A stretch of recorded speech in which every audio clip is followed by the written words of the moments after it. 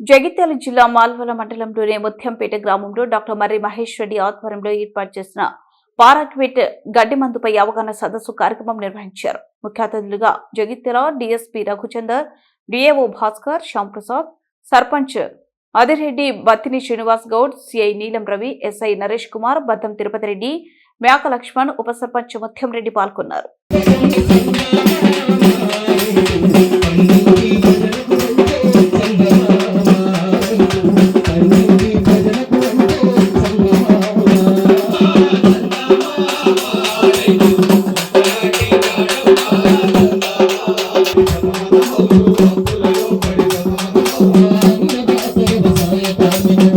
ఏర్పాటు చేసిన మర్రి మహేష్ రెడ్డి డాక్టర్ గారికి మరియు ఈ వేదిక మీద ఉన్న గ్రామ ప్రథమ పౌరుడు సర్పంచ్ ముత్యం రెడ్డి గారికి మరియు Battini Srinivas Goud market committee chairman, తర్వాత జిల్లా అగ్రికల్చర్ ఆఫీసర్ గారికి, ఏఓ గారికి, తర్వాత ఉప సర్పంచ్ గారికి, మాజీ ఉప సర్పంచ్లకు, వార్డు మెంబర్లకు, గ్రామ ప్రజలకు, మీడియా మిత్రులకు, మన సంస్కృత సారథి బృందానికి వాళ్ళు మంచి చైతన్యవంతం చేస్తున్నారు అన్ని ప్రోగ్రాములు. వారికి కూడా ప్రత్యేక కృతజ్ఞతలు, అభినందనలు.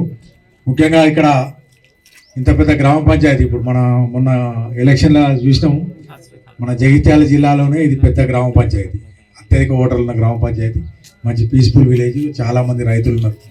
వాళ్ళ గురించి మంచి అవగాహన కార్యక్రమం. ఈ గడ్డి మందు వాళ్ళు కలిగే దుష్పరిణామాలు ఏదైతే ఉన్నదో, ఇప్పుడు అన్నదాత అనేవాడు అందరికీ అన్నం పెట్టాలి వ్యవసాయం చేసి, కానీ దురదృష్టవశాత్తు ఆ అన్నదాతనే ఈ గడ్డి మందుకు బలైపోతుంది.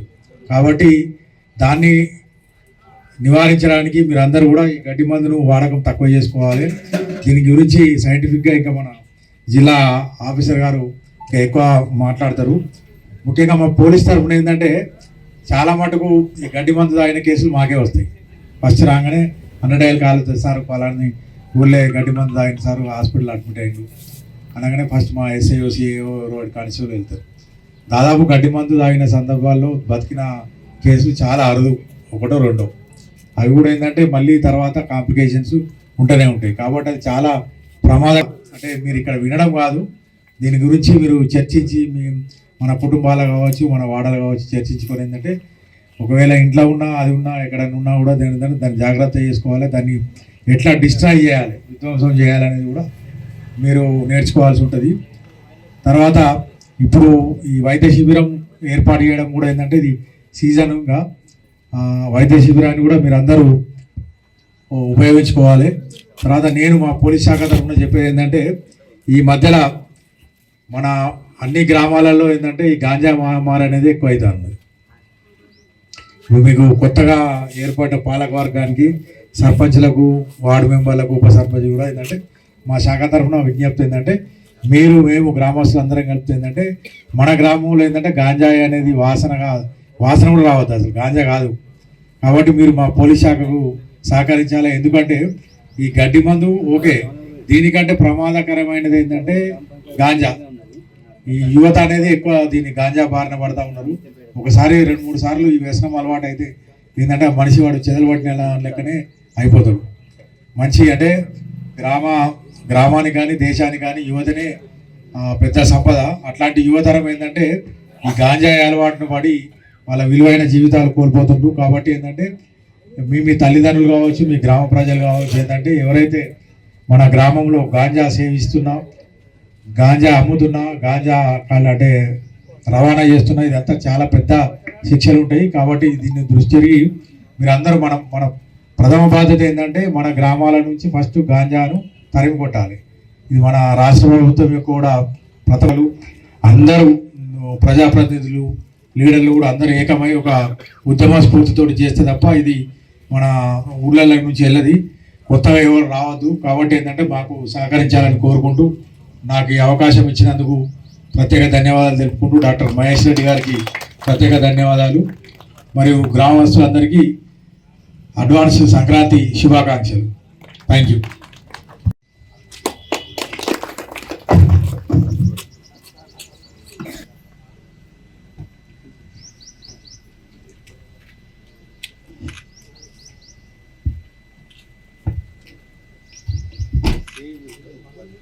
మన ఎస్ఐ నరేష్ సార్ గారికి ఇచ్చేసాను మనం.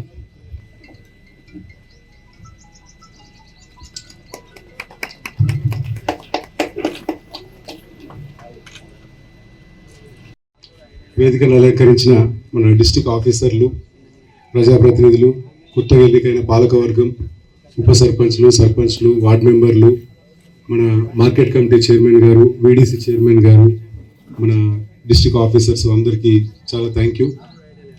ఇవాళ ఈ ప్రోగ్రాం పెట్టడానికి ముఖ్య ఉద్దేశం ఏంటంటే, మన గడ్డి మందన రైతులకు ఈ గడ్డిని కలుపు తీసేయడం అనేది చాలా ఈజీగా అయిపోయే పని. ఒక్కసారి ఇట్లా కొట్టొస్తే అక్కడికి వెళ్ళొస్తే 2-3 గంటలలో మాడిపోతుంది, ఇదైపోతుంది. కానీ దీనివల్ల మనకు తెలియకుండానే మన ఇళ్ళలోనే చాలా నష్టాలు జరుగుతున్నాయి. అంతకుముందు మనకి పురుగుల మందులు ఇట్లాంటి మందాగిరు సూసైడ్ చేసుకోవడానికి అని చెప్పి చాలా అయినట్టున్నాం. ఈ మధ్యలో దాని గురించి అవగాహన పెరిగింది, చాలా తగ్గింది, చాలా సంతోషం. అయితే ఈ గడ్డి మందు వల్ల చాలా మందికి దీని గురించి అవగాహన లేక ఇది ఇళ్లలో పెట్టుకోవడం, చాలా రొటీన్గా వాడడం ఇట్లాంటివి అనేది అవుతుంది. అయితే ఈ గడ్డి మందు గురించి మేము చాలా రోజుల నుంచి చూసి చాలా మందికి ట్రీట్మెంట్లు ఇచ్చి కొన్ని 100,000 మంది పేషెంట్లను చూసి వీళ్ళని బతికించుకోలేక చెల్లించిపోయినట్టే దీని గురించి చాలాసార్లు మాట్లాడుతున్నాం. కానీ ప్రజావేదికలలో ఎందుకు ఇది అంత డేంజర్ అనేది మాట్లాడితే, ఈవెన్ మనకి పురుగుల మందులు, మోనోక్రోటోఫాస్ ఇట్లాంటి వాటికి అన్నిటికీ ఒకవేళ కన్జ్యూమ్ చేసినట్టయితే, తీసుకున్నట్టయితే దానికి విరుగుడు మందులు అనేటివి ఉన్నాయి. అన్నిటికీ ఇలాంటి పురుగుల మందులకైనా విరుగుడు మందులు, వెంటిలేటర్లు ఏదో సపోర్ట్ చేసి బతికించే అవకాశాలు చాలా మట్టుకున్నాయి. ఈ గడ్డి మందు ఏంటంటే దీనికి వాసన అనేది ఉండదు. పురుగుల మందులు తాగడానికి చాలా ధైర్యం కావాలి, వాసన వస్తుంటుంది, యోకారం వస్తుంటుంది. సో దానివల్ల కొంతవరకు అక్కడ ఆగిపోతారు. ఈ గడ్డి మందు ఏంటంటే వాసన ఉండదు, రుచి ఉండదు, నీళ్ళు తాగినట్టే చాలా అవలీలగా తాగేస్తున్నారు. ఇది తాగేసినప్పుడు ఏమవుతుందంటే, గడ్డి మందుకున్న స్వభావం ఏంటంటే జీవం ఉన్న దేన్నైనా సరే చంపేస్తుంది.